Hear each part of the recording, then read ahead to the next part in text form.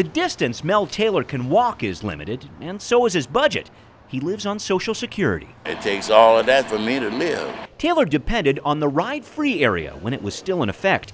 He used the free buses that ran from Battery to Jackson and the waterfront to 6th Avenue every day. I miss it.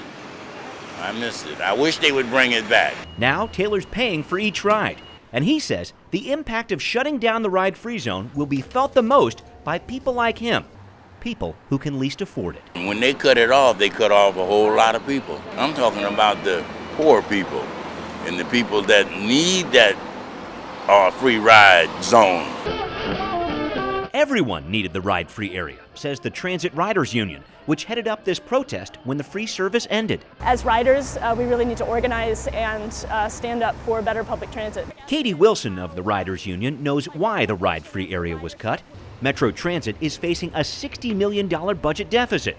So while she'd like to see the free service return, right now she's simply pushing for a reduced fare program for lower-income riders who are having budget problems of their own. Bus fares have gone up 80% since 2008, and that coincides with the recession. So people are hurting economically, and all of a sudden their bus fare is almost doubling. And that's not the only economic impact of shutting down the ride-free area. It's not visitor-friendly, for sure. Tom Norwalk is CEO of Seattle's Convention and Visitors Bureau.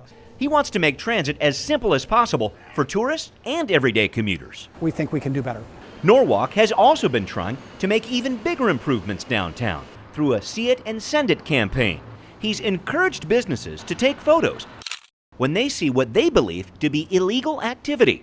We've got a lot of behavior on the streets that really does not belong in a great city like Seattle. The goal? To send the images to Seattle city leaders to increase awareness of the need for social services and the need for streets everyone can feel comfortable on. We know it takes multiple groups and agencies to work together to fix this, and we think now's the time because the problem's not getting better. In fact, the problem of people living on the street could get a lot worse with the end of the ride-free area. We will monitor it very closely, and we'll work with those providers to ensure that some of the harmful effects that we've all been concerned about don't come about. Tom Rasmussen is the City Council's transportation chair, and he's well aware ride-free buses turned into mobile shelters at times during Seattle's colder months.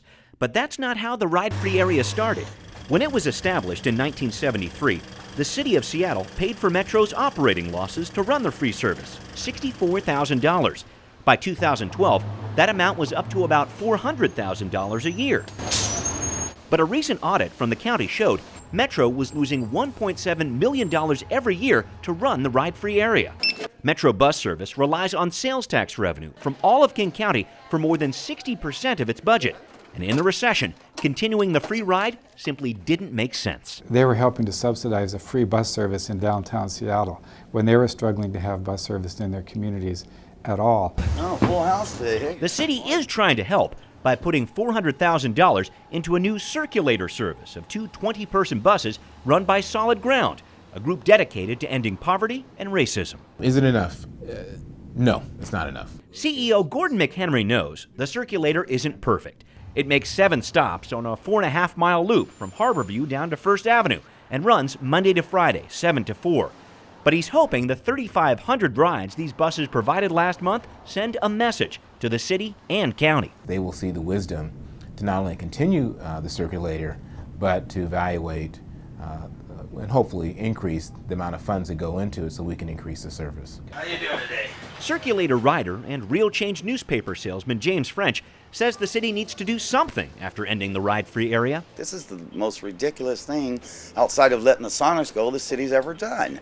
French is worried that many people he knows on the street may not make it through the winter. There's people out there, they're mentally challenged, and this is just another dagger in the heart for them, The county is trying to soften the blow with a one-time subsidy to provide free bus tickets through a number of social service agencies. But long-term, adjusting to a system without a ride-free area will involve plenty of bumps in the road.